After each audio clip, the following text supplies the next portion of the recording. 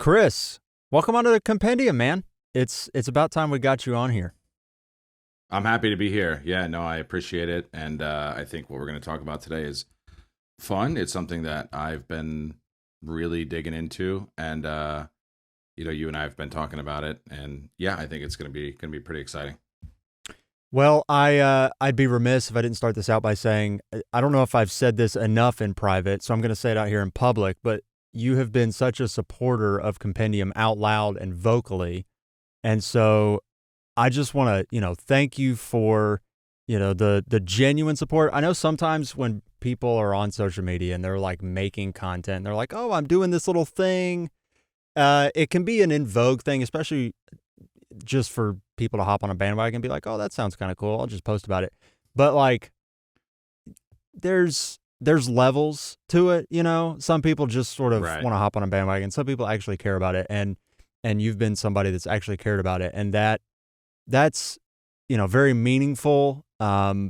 Just in creating something and trying to do something that is meaningful, that sparks conversations, and that you always want to create something that is somebody's favorite fill in the blank. And Right.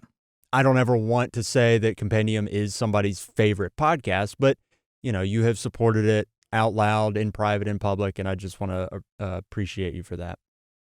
No, and it's well due. I remember when I first came across your content, probably February or March. I've always listened to Dan Carlin, and you and I just went to see him, and that was fantastic. But I like really the only podcast or two history podcasts that I listened to previous to Compendium was The Rest is History with Tom and Dom, and then uh, This is Medieval, I think is Yeah. the other one, which was just something that I just found to be, it's a quick hit. You can get a pretty decent amount of information in a short amount of time. And I think the thing for me with Compendium is it's very documentary style podcasting. And so it's very fleshed out, it's very long winded. And some people don't like that. Like we live in a world where attention spans are dwindling quite literally by the second.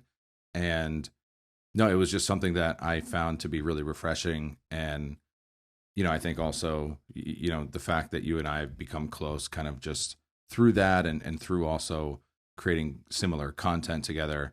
Yeah, it just makes it that much cooler when, you release, The Sound of Distant Guns Part 1. And, it's something that, I had a little bit of a peek behind the curtains talking to you about, the creative process, and to see that creative process come to fruition, it is super cool. And to see the success that you've had with, surpassing the numbers that you wanted, and, it's all well deserved. And I'm super happy to be here.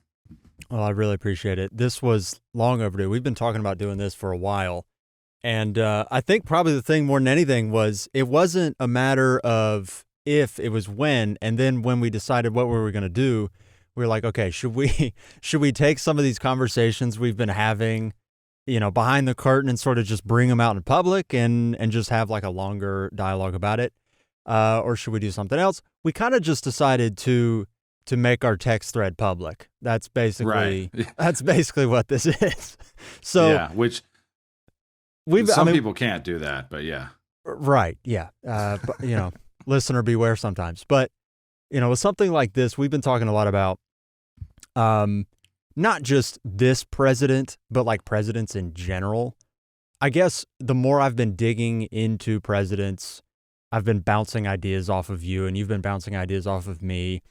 And you're starting your own podcast, and you're about to hop into the founding period as like your first deep dive thing, which is it's such an incredible topic. And it could be just because I'm so fascinated right now, like this past year, so fascinated with American history, because it just seems like there's so much about what we know about ourselves collectively that's just not quite right. Or like the more you dive into it, the more context and nuance you learn about, the founding period, the Civil War period. Pretty much anytime you dive into American history, there's like this overarching like narrative that you learn in school, but it leaves so much out. And the stuff that gets left out, I think, is the cool part of it. It reveals the humanity, the argument, the moral failings, but also, like, you just get these more fleshed out human pictures that I think are so much better than like the 2D versions of these people that you grew up with. So I figured we would go through, talk about the founding period, just sort of pick your brain on that a little bit, talk about some executive power, and then, as you know, the ultimate tease, this is the social mediaification of this, is we're gonna do a top 5 presidents ranking at the end of this, which will be really fun. So founding period. Yeah, the draft won't piss anybody off. That's No, for sure. So not at all. that'll be exciting to see how that turns out. It's controversial. That's how it's going to turn out. Somebody will be upset. How do you want to start with the founding period? Where do you want to go with this? Because I think there's a lot of different ways we could go with this. But what do you think? Yeah, I think with the founding period, for me, in a lot of the research that I've been doing, and so to kind of provide some context into the research I am doing, I am wholly fascinated with the idea of men who very much wanted power and wanted to give themselves power and maintain that power versus this ideology that the founding fathers were this group of men who stood shoulder to shoulder against this monarchical opponent that they were just so eager to detach themselves from. And you start to see through the story of the founding era of American politics that someone like Alexander Hamilton and, John Jay, and for a little while there, Madison, had this belief that Britain and the government that they had was the way to form America's government. And one of the things that is so kind of misunderstood about the founding era and the short time after the Revolutionary War is that everybody was in the fight for the same reason. And, H.W. Brands, his book is on my shelf over here, has a book called Our First Civil War. And it's about the people that remained loyal to the crown and their belief of staying loyal to British rule versus those that wanted to fight for American independence. And so it's just such a unique story that you have these characters like Hamilton, like Madison, Thomas Jefferson, and then Adams. And I think the thing that really stuck with me is they're creating this role in the executive, which is the president, while the first president is sitting in the room. You know what I mean? And so I think, yeah, you think of, like, what would that look like today if there were these founders of American politics in the 21st century and Donald Trump was sitting in the room, right?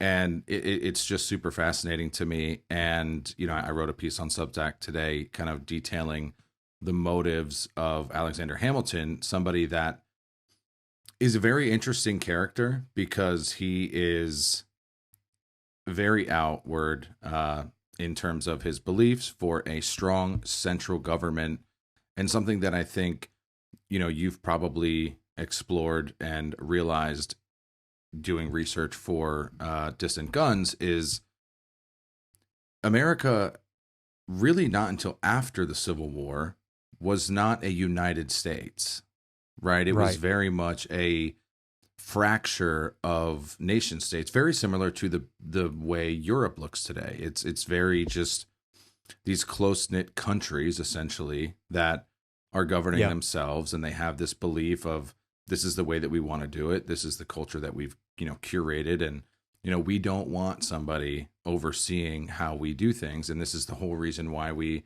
fought against the British. And it's why we had the French come to our aid during this war. And so, yeah, I think it's super fascinating. And the ideologies behind it all is just something that really drew me in. Yeah. And you've got a lot of different, maybe this is the thing that people don't realize about it. You sort of think about the founding fathers as this hive mind sort of a thing. And I'm sure a lot of people listening to this are a bit more in touch with, the founding era than your average Joe. I'm just going to assume that you have read a book or two and you're sort of dialed in. But it's this kind of thing where you mentioned that there's divisions, but there's like deep seated differences between prominent figures, and they ultimately compromise on things, and you arrive at the Constitution. And, you mentioned Hamilton. He's very much in favor of a monarchy. And you pointed this out in that Substack article you mentioned, where he essentially says that he doesn't trust a future democracy to make good decisions for a country. He's like, we need to consolidate power into, this certain place and put some guardrails around it, and then allow them to, within that framework, sort of almost set up a monarchy of sorts, and allow that to run things. And there's pushback from, Jefferson's side of the aisle that would say that you should allow this more egalitarian, agrarian society to flourish, and it should be very decentralized and more power to the states. And, the executive is more of this like guiding hand that just sort of facilitates the government, and kind of he's there if you have a blockage that you need to clear, but like otherwise he kind of just is a figure.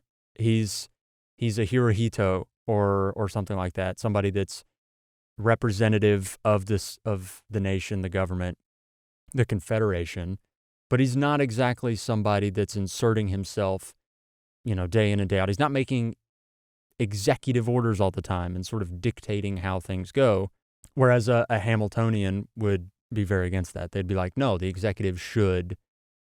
I think there's even a thing where he's like, it should be hereditary and it should be a lifetime thing. Yeah, and so that, a couple things there. So the really interesting thing, and I think something that led to this inherent division, is a lot of the time, throughout this process, John Adams and Thomas Jefferson, they were overseas, right? And so they had responsibilities overseas as, foreign secretaries, and, Franklin even went overseas for quite a while. And so Jefferson specifically is seeing what's happening in France. He's seeing kind of the initial groundswell, a couple years before, France's revolution. And he starts to identify some of these ideologies that are similar to France in a way, which I think, certainly does kind of carve out some of the visions that he has for American government, which obviously a lot of the Hamiltonian, the people on Hamilton's side are very much against. But the really remarkable thing about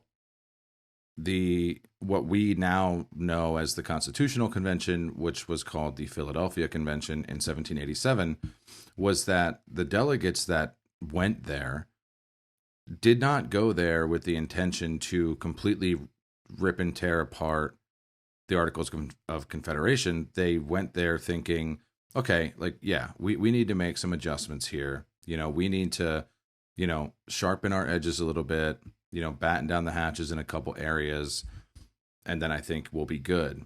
Meanwhile, in the background, Hamilton was kind of going on tour, if you will, across, different states, and really kind of making himself known that no, we need to tear this in half, and this is the vision that we have, which is a strong central government. And you can see the passion that he had for it, writing, I think, 51 of the 85 Federalist Papers.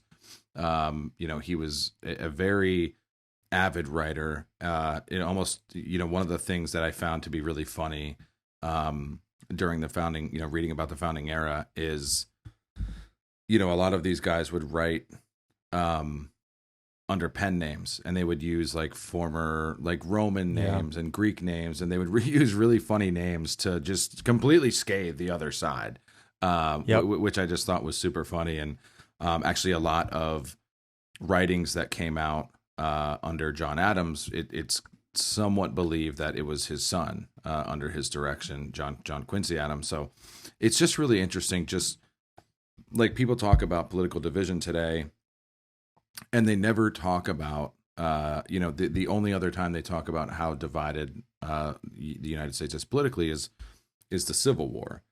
But in fact, the Constitution itself is created in 1789 through gritted teeth and very bitter compromise, right? And which is a very different story than a united front of founding fathers who are just happy and giddy to be in the same room as each other. And it's really remarkable how the Constitution even came to be. Do you think that Hamilton was like, there's a negotiation tactic where you throw out an option that you know there's no chance is ever going to fly. It's so far like beyond the pale, but you throw it out there and then you come back in with kind of it's further than you would have initially thought that you could get out of it, but it's lesser than this crazy option you've thrown out, and so people agree to it. They're like, well, it's not as bad as that first thing you threw out, so we're okay with it. Do you think Hamilton was doing that a little bit with his campaign prior to that convention, or was it a legit, no, like this is really what we need to do? So if Hamilton would have had his way, we would have presidents that had served life terms, senators that would serve almost life terms, and I think then his second concession was 7 years, and his belief system behind the long terms, especially in the Senate, was if men are going to be responsible for making laws, what benefit is it to the people that they're making laws for if they can just make terrible laws and be out of office in 2 years, right? Yeah. So he was like, hey, if you're going to make these laws, then good, bad, or indifferent, you're going to have to stand by them. You know what I mean? And so what happens at the Constitutional Convention is Hamilton comes and has all of these ideas that not a lot of people are expecting. They're like, again, they went to this convention, and the really funny thing about the convention is, like, imagine you plan a birthday party for somebody, and you're like, this is everything we're gonna do, and here's what's gonna happen, and nobody shows up. Like, the funny thing about the Constitutional Convention is there's only delegates from 2 states that show up in the first couple days, and Hamilton had given this kind of roadmap of what it was going to look like to Washington, who again is sitting in this room as this is all happening. And a couple of days go by, and Washington is starting to get very irritated. He's like what is happening here? Like, where are these people? Rhode Island doesn't so the Constitutional Convention, I believe, met initially in April or May. Rhode Island didn't show up until July. Like, so it's like Nice. 2 months. Like Benjamin Franklin at the time, who was originally delegated to oversee the convention, he's very sick at the time. And so he, I think, lives a couple blocks from what is now Independence Hall. He has to be carried by guardsmen to and from. So he's being carried there in the morning, and then nobody shows up. So he has to be carried back again. You know what I mean? So it's just very difficult for him. And it just becomes this very unorganized event that is just starting to look very bleak. And it actually turns out to just be so unorganized at one point. Hamilton leaves. He just leaves. He's a lawyer at the time. He's practicing law. And so he just goes back to New York and just continues to practice law. And he's like, write me when you guys want to be serious about this thing. And yeah, it's just, it's a very, very remarkable story about just how chaotic this whole event was. So ultimately, they do get serious. They compromise, and you get the Constitution. What are some of the things that maybe delegates initially don't realize they're signing up for that ultimately they do end up signing up for with the Constitution in terms of, what the president ends up being? So that's the one thing that I find to be very fascinating is when I look back at the creation of the Constitution, the question that I'm asking myself is how long did they really intend for this to last? And there's a lot of quotes and talks by Hamilton specifically, and he uses Rome and Greece as an example, and he's like, this will be dissolved within the decade, right? So, it's 1789. We in 1800 with the Jefferson election, we see it really come to a head, right? People call that the Second American Revolution, and Hamilton at that point said, if Jefferson is to be elected, like this nation will just absolutely collapse. And that was his same reasoning for being so aggressive in the Constitutional Convention. He truly felt that this nation was going to fall into anarchy. And so when I think about the powers that were given to the president, a lot of which still exist today, I think a couple things probably happened at that Constitutional Convention. You had states that initially Hamilton said, hey, we don't want equal representation. Like, because, he was from New York, he had, then you had Massachusetts, and Pennsylvania was also a very large state at that time. And so he knew that if the powerful states maintained the power, he was going to be able to get what he wanted. And so you had Delaware, who they said, no, like we want equal representation, right? Like, we pay as much in, and all these different arguments that they had. And so all of the compromises that came from the Constitutional Convention, I don't really know, to your question, if they understood the kind of totality of what was given to the president on paper versus what he was actually capable of doing.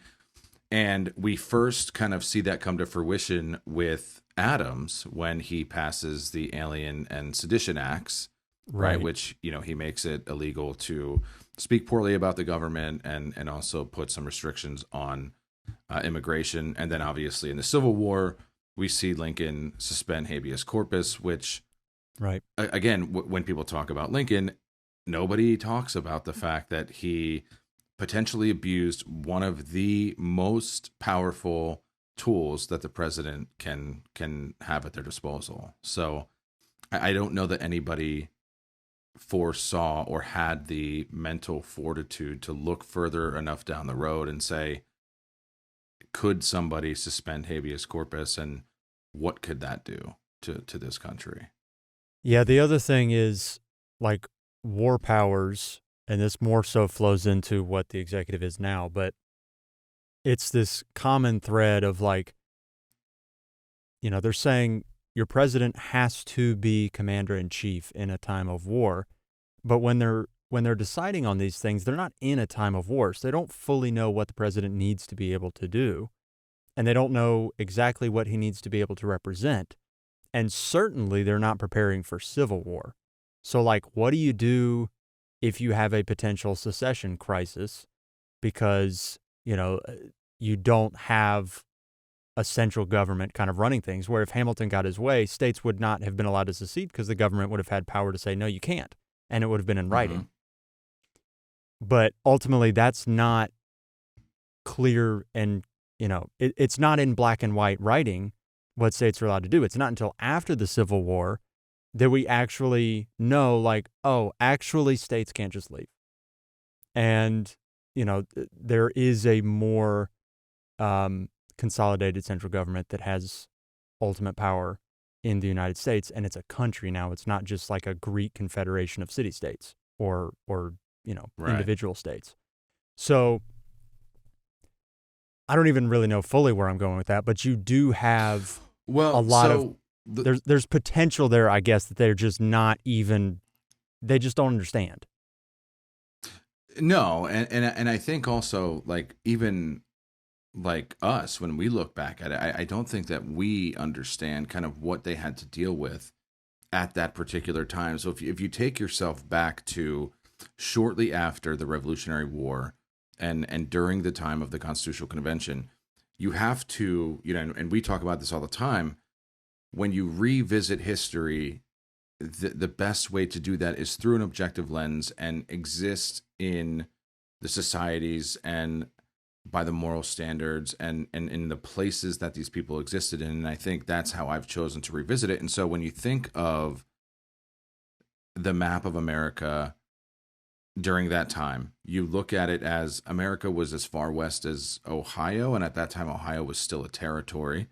The Louisiana Purchase had not come into play. That's still controlled by Spain.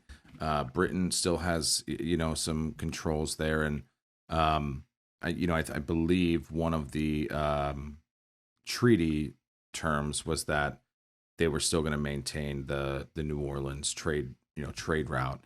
And then Florida is still Spanish territory. So while they are a United States and they've been able to defect from British rule, they're surrounded on all sides from enemies known and unknown, right? You have the native nations that exist all around them on one side, primarily to the west, and then you have the French and the British and the Spanish to the south of them. And then obviously you have a coastline that is, very easily reachable and so vast and so wide.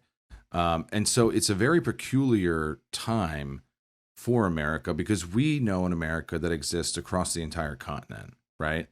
Right. But this is, again, it's this collection of fractured colonies that don't know how to exist cohesively. And so, when you think about Hamilton, John Adams primarily operated out of Massachusetts. It took 3 weeks to get a letter from Philadelphia to Massachusetts. You know what I mean? And so when you think about what that's like to govern, right? If it takes you 3 weeks to get a letter 3 states away, the amount of things that can happen in 3 weeks is just insane to think about.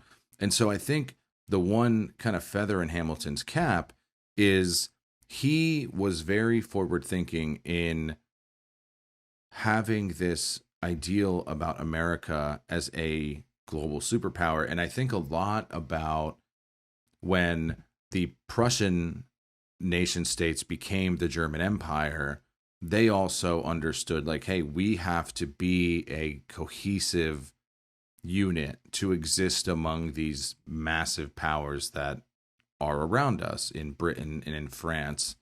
Yeah. And so I kind of think the ideology is the same there. And Hamilton has this belief of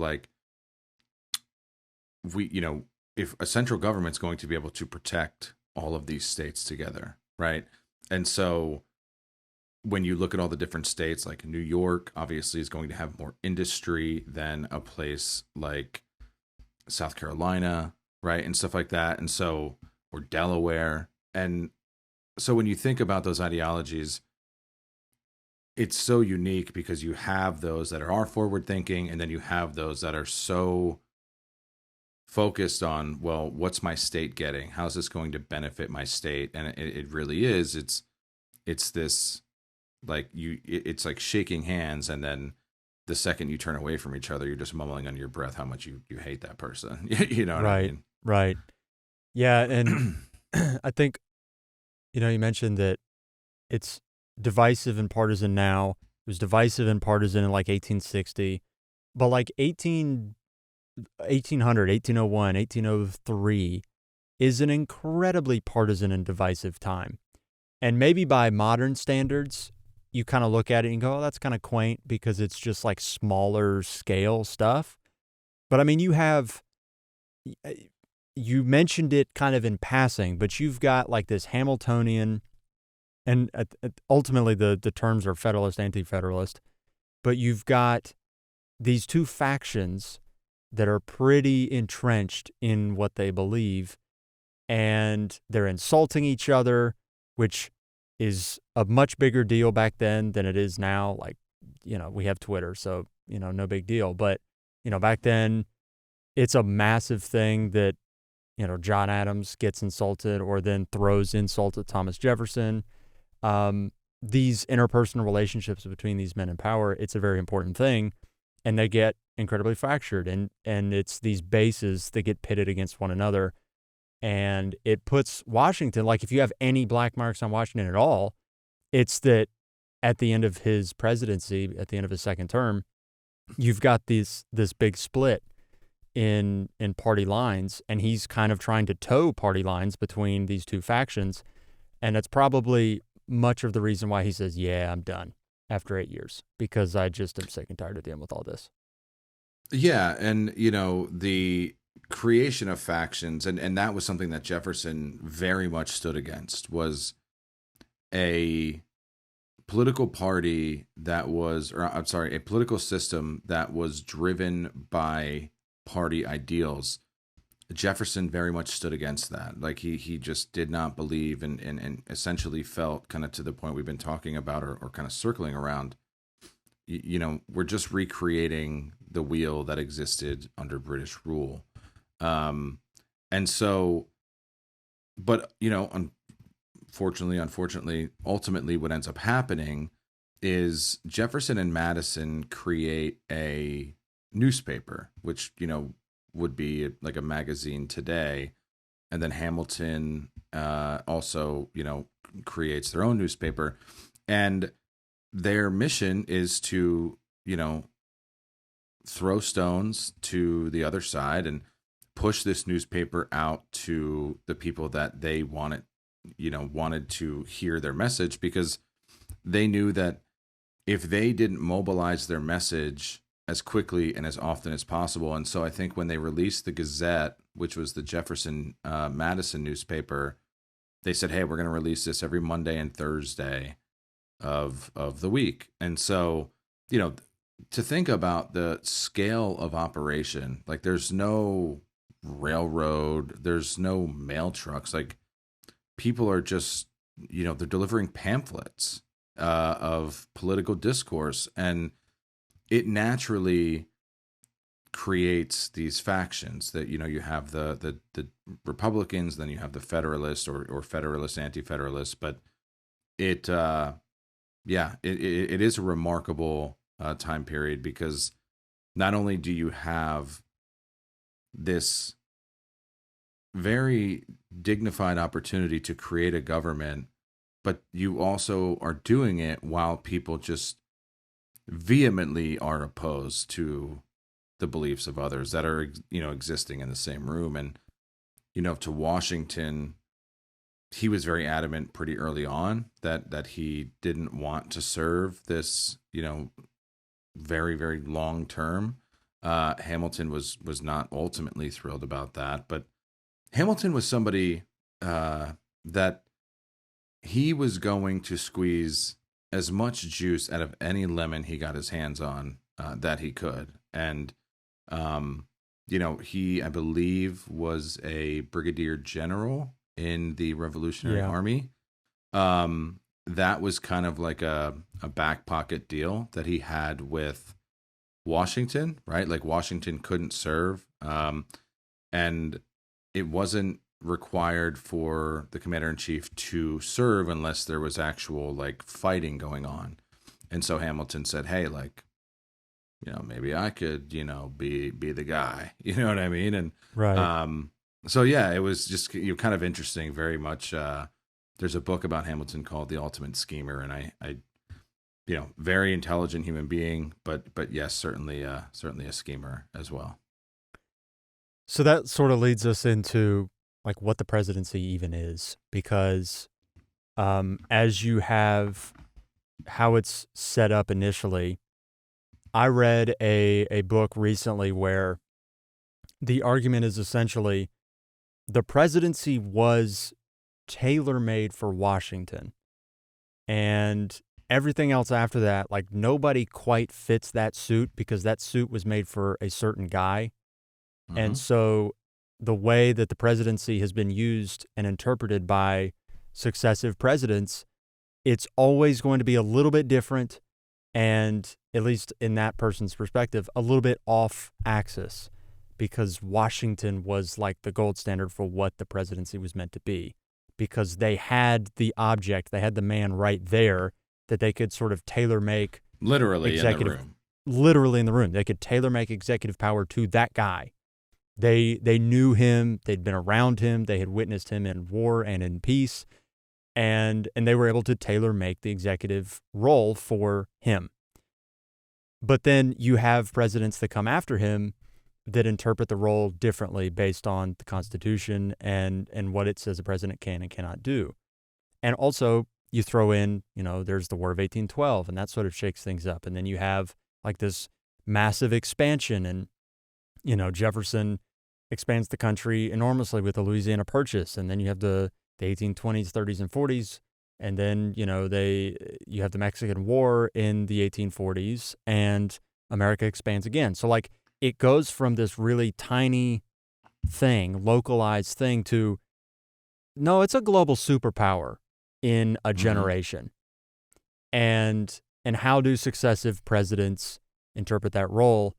Up until Lincoln, my view of it is you have a lot of presidents that sort of view it as more of a disconnected kind of guiding hand on the methods of government. And then Lincoln comes in and says, actually, no, the executive has to be more in times of crisis.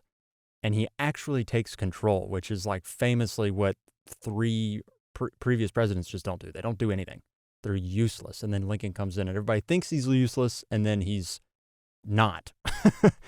and that sort of is the first, I think, stepping stone into, a president can be this.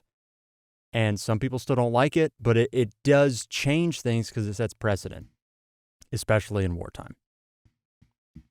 And, one of the things that really kind of blew my mind about executive power was reading Nuclear War by Annie Jacobson, right? And so when you start to get into the arms race of nuclear power, we see power created for the president that truly can end the world, right? And it's remarkable, like, to think about it. If you're able to give one man that much power in a democracy, is it really a democracy? You know what I mean? Or is it really a system of checks and balances if there is a man elected into the role of the executive who now has literal nuclear codes? Yeah. What is it? They have 8 minutes to decide how they're going to respond. 6 minutes. A nuclear 6 minutes. Yeah. Yeah. You don't have time. No. And so, the running joke that I would have with my friends looking back at the 2020 election, I'm like, in hindsight, like, okay, Joe Biden, it would probably take him 6 minutes to get to the person that needs to talk to him about this. And then Trump would spend the first 4.5 minutes tweeting about the fact that he has 6 minutes. So I'm like, these are both just terrible options just from that alone. You know what I mean? Yeah. So you need somebody who's going to be like, okay, we need to do this in the moment. Now they probably bring the coats to Biden's bedside where he makes a decision. But point taken. But to your point, Madison says in Federalist number 10, which is probably one of the most impactful Federalist papers, essentially to the point of,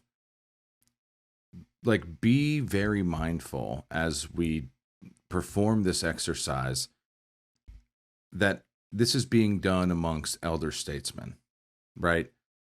Elder statesmen will not always be in the positions that we are in this government, right? Yeah. And so he has this kind of foresight to be like, hey, to your point, we're creating a government based on the men that are in this room and the things that they want.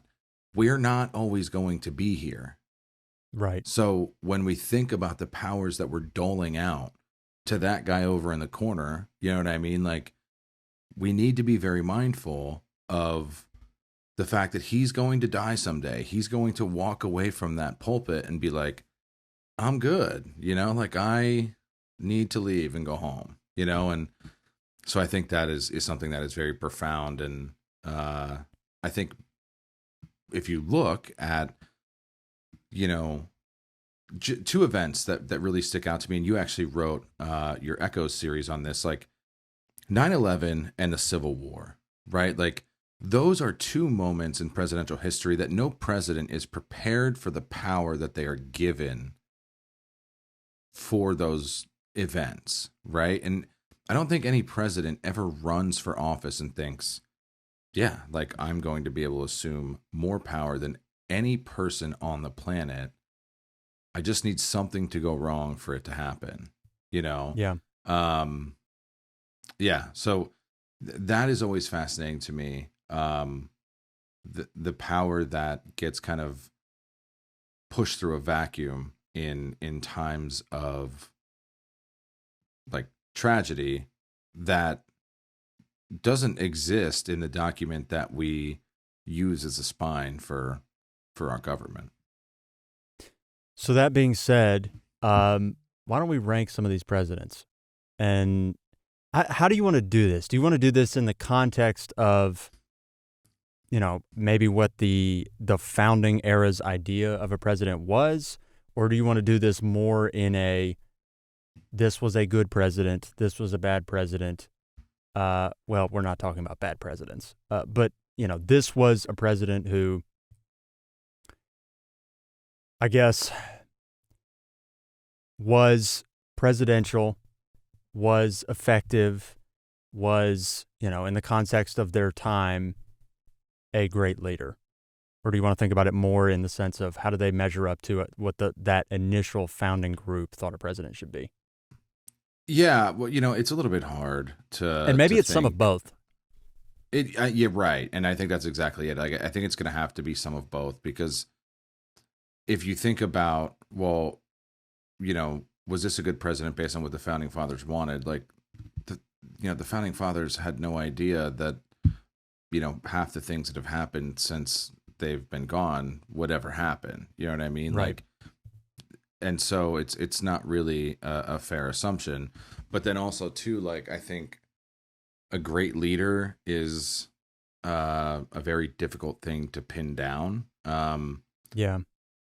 But yeah, I think it's a great exercise. I think kind of for me, when I look at like what is a great president, I think about the presidents that understood the power they had and then used that understanding to do certain things with it. You know what I mean? Okay. Yeah. Or I guess maybe understood the power they had and how to wield it within How to wield it. Yeah. the confines of, yeah. Well, why don't we go back and forth then? I'll give you first pick on all-time favorite president. Favorite president? Okay, so I'm going to decipher this. So favorite president Okay, maybe best is president. different. Yeah, Let's do best best. president. It's going to feel like a cop-out, and it's going to feel like an easy answer. I want to say Washington, just because, like, to be able to assume the role that's never been done before, it's easy to say he was the best because there was no other example. For me, it's either George Washington or it's FDR. I think what FDR was able to do with everything that he faced was absolutely remarkable. Yeah. And I think, you kind of talk about like executive power and war powers and stuff like that. Like, there was a lot of lines that FDR had to toe very carefully. Yep. And I think for the most part, he did that rather respectable to the powers that laid at his feet. So yeah, I'll go FDR. FDR number one. Well, I could also go Washington. Washington feels like a cop-out because he's like It does. It's kind of understood that he's going to be one or two or three maybe.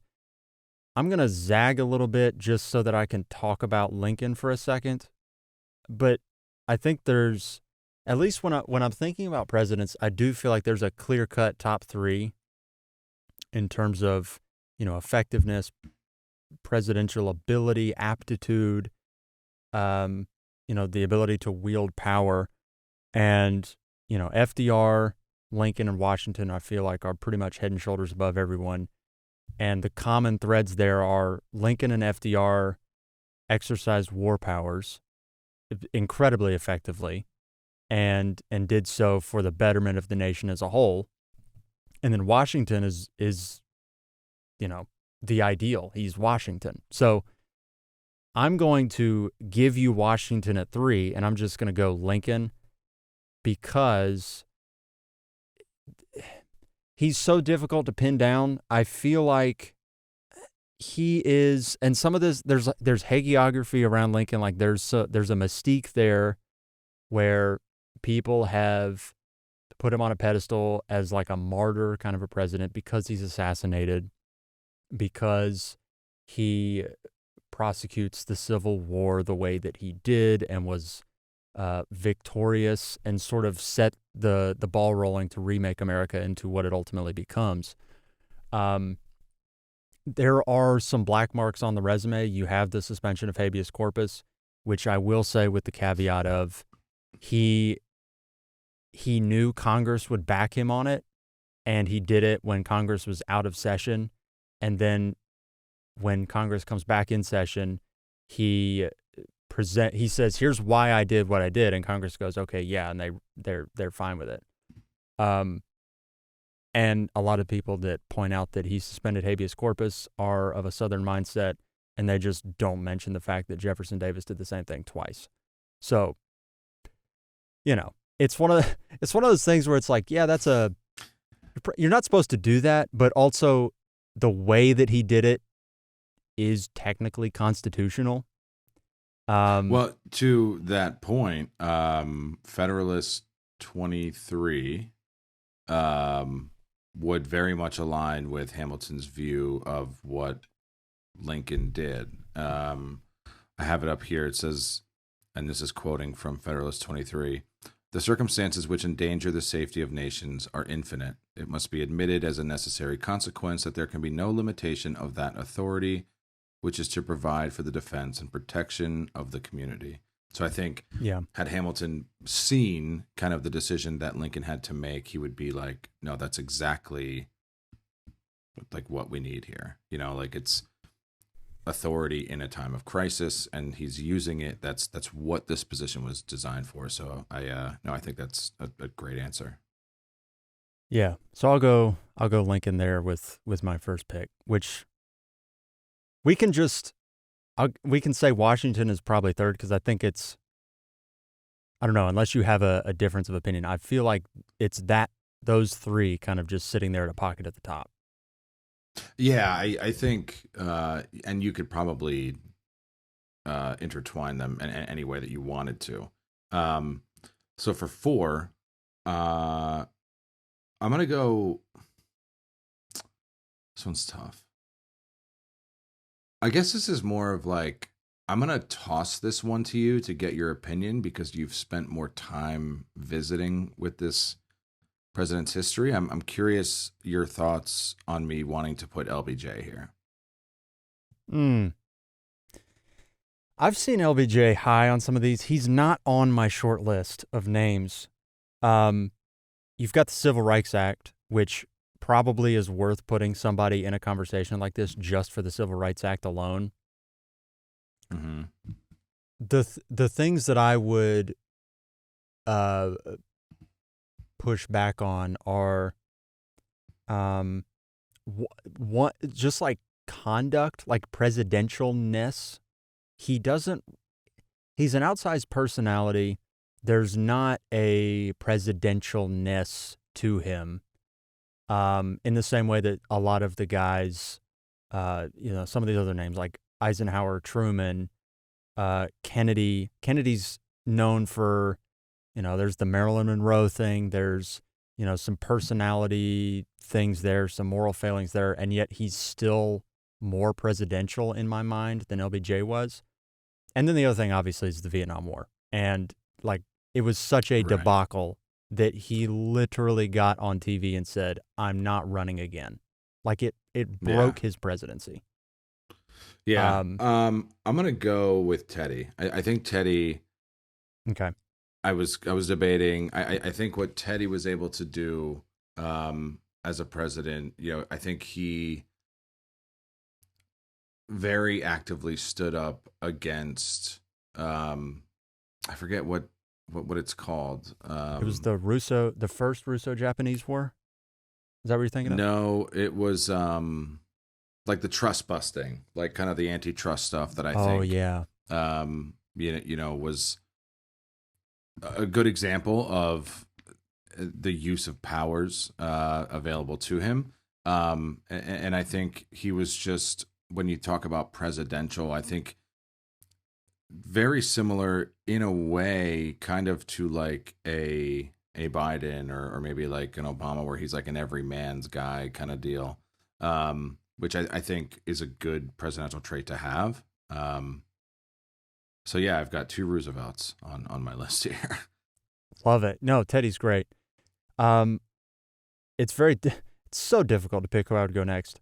I have kind of waffled on this. I think I would go Truman next, simply because of foreign policy. Like, Truman Doctrine shapes American foreign policy in such, and also, I mean, this is probably controversial, but he drops the bombs, and it's tough to judge, like, could we have ended World War II? Could we have ended fighting with the Japanese without dropping the bombs?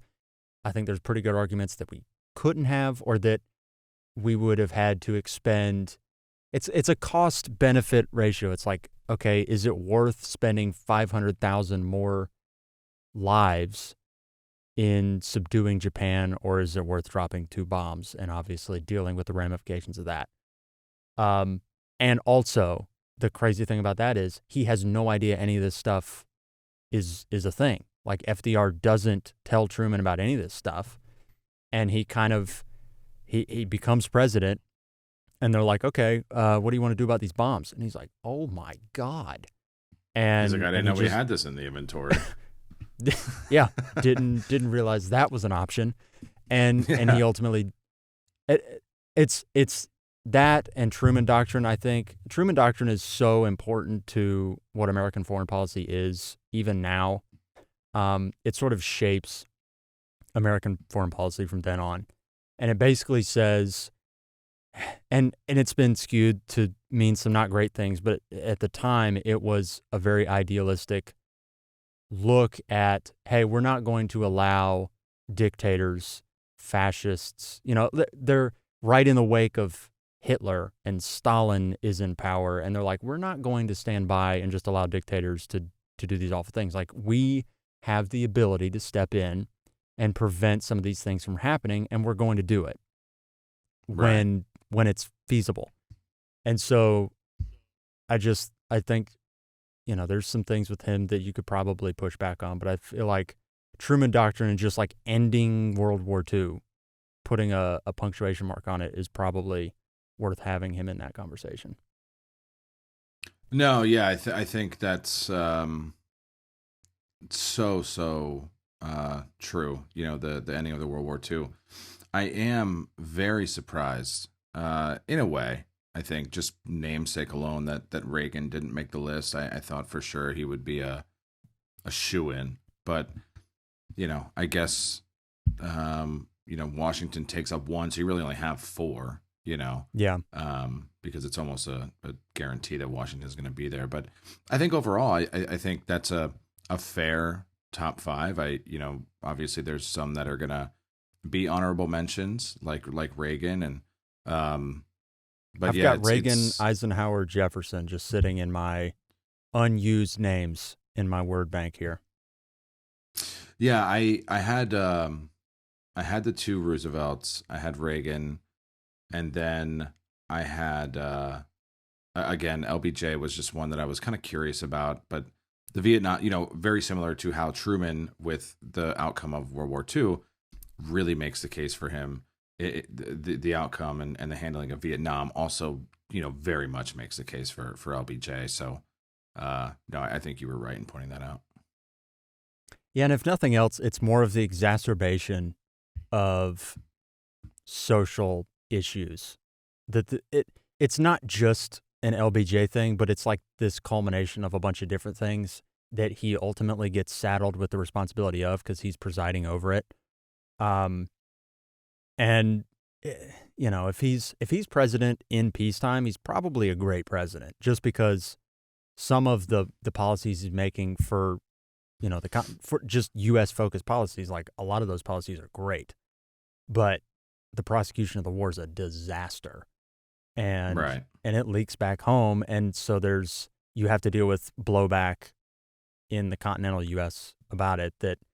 And he's also, you have Nixon as well, also with the Vietnam War, that his presidency is cut short because he's a little crazy, but it's LBJ and Nixon get taken down by the Vietnam War. Yeah, it's remarkable. It's crazy. Like, I don't know how much of that you just throw at their feet and you say, yeah, that's a knock against your presidency, but I don't know. I feel like it has to count for something.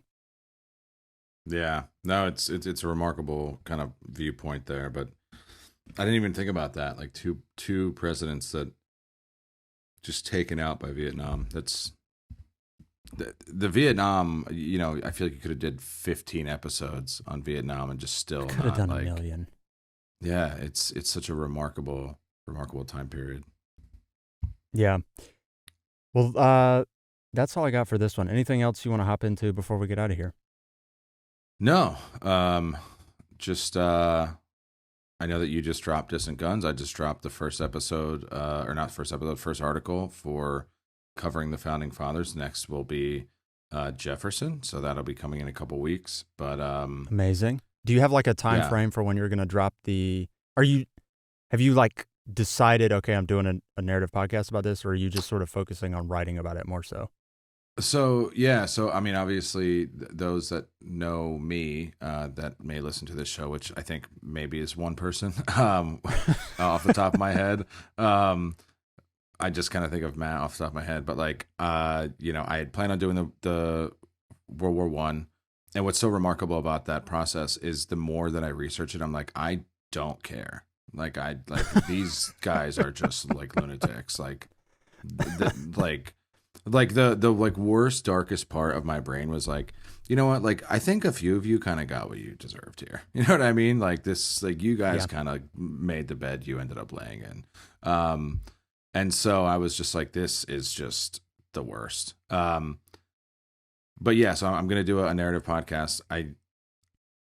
I've essentially just determined it's going to be from 1787 to the Jefferson election. So it's 11 years. You would think that there's so much to cover in 11 years, but there's really like 4 or 5 major events. So probably going to be, 2, maybe 3 episodes. But yeah, that's something that I've started working on.